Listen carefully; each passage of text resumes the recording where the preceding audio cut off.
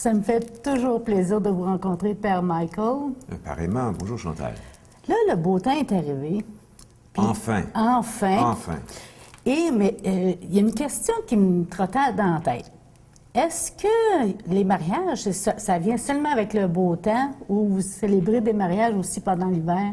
Je célèbre aussi des mariages durant l'hiver. Je peux penser à un couple, il y a un couple d'années, qui voulait une petite cérémonie assez tranquille. C'était un couple, je dirais pas d'un certain âge, mais plus âgé que la moyenne.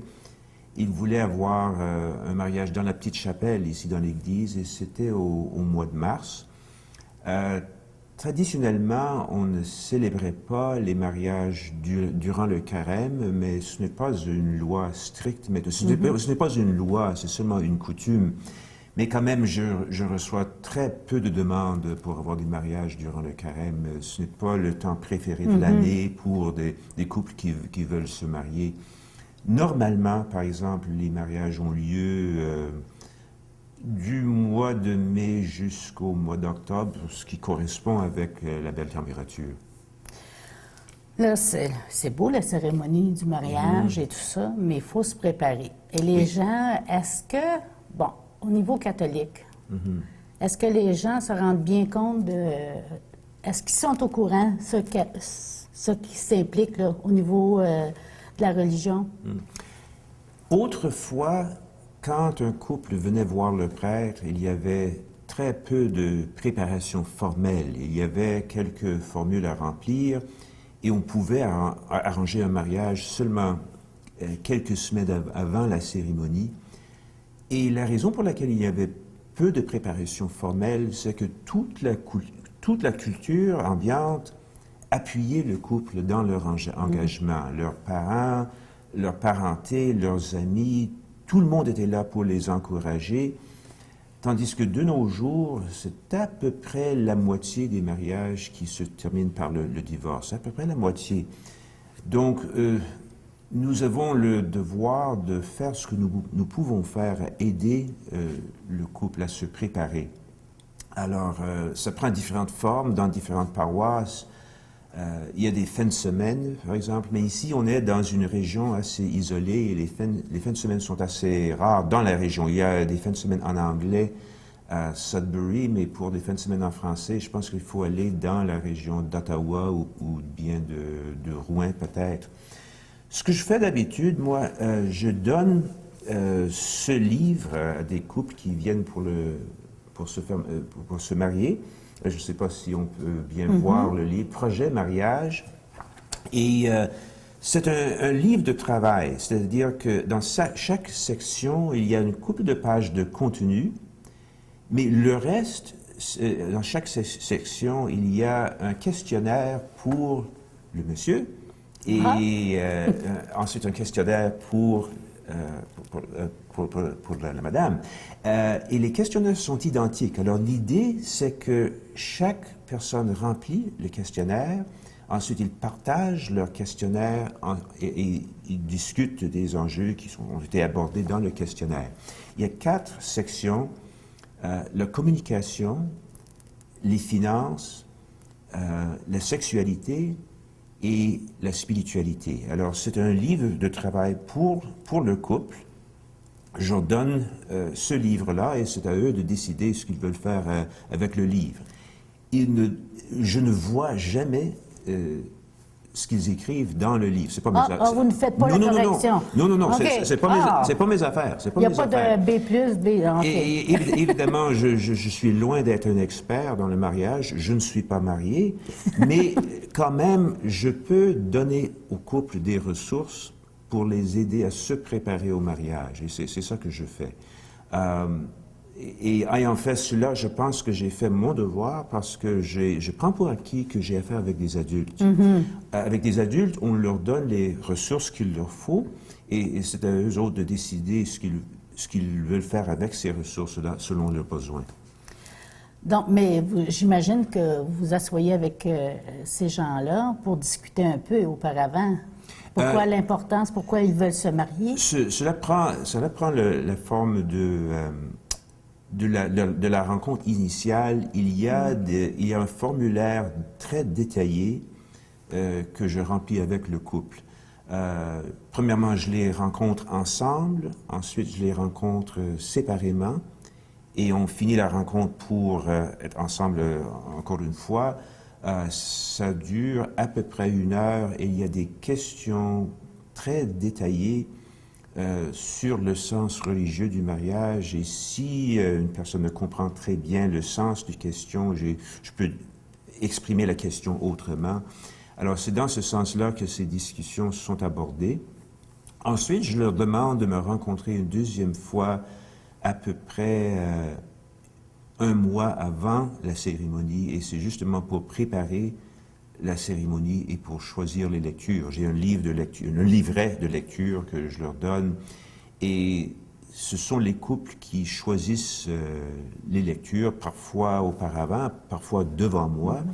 Alors, en lisant les Écritures, les portions de la Bible qu'on peut choisir pour un mariage, c'est une autre manière de communiquer le sens religieux du mariage. Et aussi, dans la cérémonie comme telle, j'aborde encore certains aspects du sens religieux du mariage, mais à quel point est-ce qu'on écoute l'homélie durant la cérémonie avec la nervosité et tout le reste, et l'émotion, ça c'est une autre question. Mais on fait ce qu'on peut. Et parfois, ça dépend du prêtre aussi. Si on aime bien le prêtre, on écoute bien. Oui. Ça dépend pas beaucoup du prêtre, je pense. Je pense pas. Non, c'est le devoir de la communauté paroissiale d'aider les gens à se préparer à n'importe quel sacrement. Et le mariage figure parmi les sacrements. Alors, c'est notre devoir en tant que communauté à aider les couples fiancés à se préparer au mariage. Ce livre que je viens de vous décrire, c'est un outil, alors je pourrais dire, même à des couples qui songent au mariage, mais qui n'ont pas pris de décision, qui n'ont fait aucun arrangement, ils pourraient me téléphoner et demander une copie de ce livre. Je leur donnerai ce livre et ce serait une ressource pour les aider à prendre une décision. Ils vont peut-être décider que c'est le temps de se marier. Ils vont peut-être décider qu'ils ne sont pas faits pas pour être mariés, mais pour être mariés à l'autre personne, au moins pas pour l'instant. Même si c'est leur décision, c'est quand même un succès. C'est quand même un succès. Ou s'ils ont quelque chose à travailler, qu'ils sont en désaccord, justement, c'est ça? Peut-être avant d'être prêts. Par exemple, dans la section sur la communication, il y a des choses qui peuvent sortir. Surtout si le couple ne se connaît pas depuis très longtemps, ou bien s'il y a des sujets qui n'ont pas été abordés juste comme ça, ça peut sortir et ça aide si on peut s'en parler. Mm-hmm.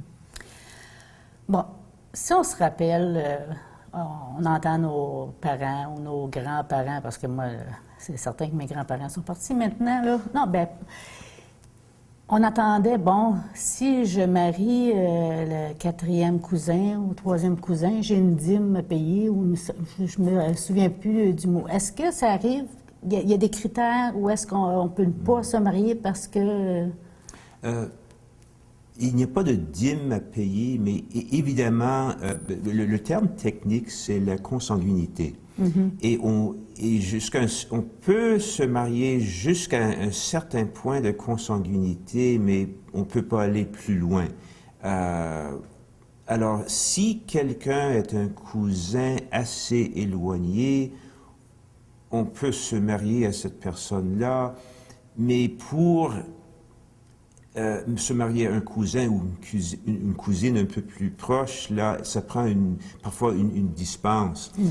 Ça arrive très rarement de nos jours à cause de la mobilité de la population, mais dans des régions comme ici et aussi ailleurs, comme en Europe, si dans un petit village, si la population est dans ce petit village depuis des siècles, là, la question de la consanguinité se présente parfois, mais de nos jours, c'est de plus en plus rare. Oui, les gens voyagent plus. Les gens voyagent plus, ils se côtoient plus, ils rencontrent beaucoup plus de monde.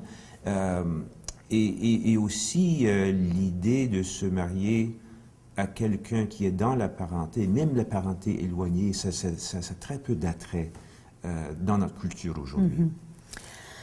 Un couple se connaissent, tombent amoureux, ils veulent demeurer ensemble, mais tous les deux ont le côté spirituel très fort. Par contre, l'un ou l'autre est catholique et l'autre est musulman. Ah oui? Bon, qu'est-ce qui arrive dans ce cas-là?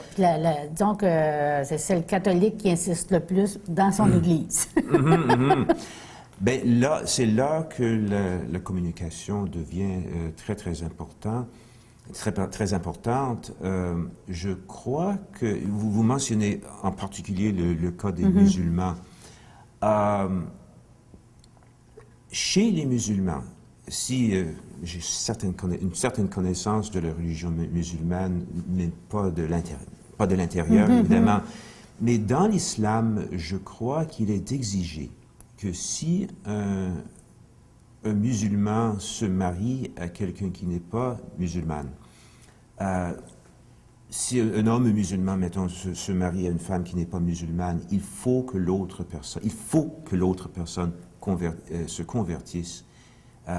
Point. C'est ça ma compréhension. Okay. S'il y a des musulmans dans la communauté qui voient que j'ai mal interprété leur religion, je les invite à me téléphoner parce que je suis toujours à la recherche de nouvelles connaissances. Mais un couple, dans cette situation-là, fait face à un vrai dilemme, et des choix difficiles à prendre. Je ne dis pas à un couple quoi faire. C'est pas ma vie, c'est leur vie. Je peux les aider à explorer les différentes options. Évidemment, chez le catholique ou la catholique, il y a aussi l'obligation devant Dieu d'être fidèle à sa propre foi et de faire tout son possible pour élever les enfants dans la religion catholique. Mais remarquez le choix des mots, tout son possible. Dieu ne nous commande jamais de faire l'impossible. On fait ce qu'on peut dans la situation, selon la meilleure de ses capacités. Et on fait la promesse de faire tout ce qu'on peut faire. Et c'est tout à quoi on peut s'attendre. Mais dans l'Église, vous aussi, vous n'accepteriez pas d'une autre religion marier un catholique? Oh ben oui, ben oui. Oui? Oh oui, oui. Ça prend une dispense de l'évêque, mais il n'est pas difficile à obtenir cette dispense. Mais il y a des mariages entre catholiques et juifs, catholiques et musulmans, catholiques et athées. Oui, c'est pas possible de se marier dans l'Église si l'autre personne n'est pas catholique ou n'est pas catholique et pas chrétienne. Un chrétien ou une chrétienne d'une autre confession, c'est beaucoup plus facile, beaucoup plus simple. Et ils ont la plupart des choses en commun. Une personne d'une autre religion, c'est une situation plus difficile pour le couple, surtout si les deux sont très engagés dans leur religion. Ça devient difficile. Ou bien si le catholique est bien engagé et le non-croyant ou la non-croyante est aussi bien engagé à la non-croyance, il y a surtout en termes de communication, il y a des choses à régler. Mais il est possible de se marier dans l'Église. L'Église précise que s'il s'agit d'un mariage entre un catholique baptisé et une personne non baptisée, le mariage dans ce cas-là n'est pas un sacrement, mais c'est un mariage reconnu par l'Église. Un sacrement, par définition, le sacrement du mariage, c'est par définition un mariage entre deux personnes baptisées. Alors, un ou une catholique baptisée et un ou une protestant ou protestante, baptisé, le mariage est un sacrement. Mais entre un catholique et un juif ou une juive, catholique musulman, catholique et non-croyant, le mariage n'est pas un sacrement, mais c'est quand même un mariage reconnu par l'Église. Intéressant. Ouais. Malheureusement, bon, en tout cas, je ne sais pas si c'est moi qui a la perception un peu trouble. Il me semble que les jeunes maintenant, bon, c'est un peu, on va le faire, c'est à la mode, c'est beau, c'est cute, mais c'est pas grave la durée du temps. Est-ce que la longueur de temps, est-ce que vous en discutez maintenant avec les jeunes? Il faut en discuter parce que le questionnaire que je remplis avec le couple au début aborde toujours cette question. Premièrement, votre perception, là, les couples qui se présentent à un prêtre pour se marier, j'ai jamais rencontré de couple qui me disait non, ce n'est pas notre intention pour que ce soit pour la vie. S'ils vont jusqu'au presbytère pour s'asseoir devant le prêtre pour demander le mariage dans l'Église catholique, c'est leur intention que ce soit pour la vie. Est-ce que le couple dise la vérité? Bien, premièrement, avant de remplir le questionnaire, ils font un serment sur la Bible. OK, c'est une autre signe qui montre le sérieux de la situation.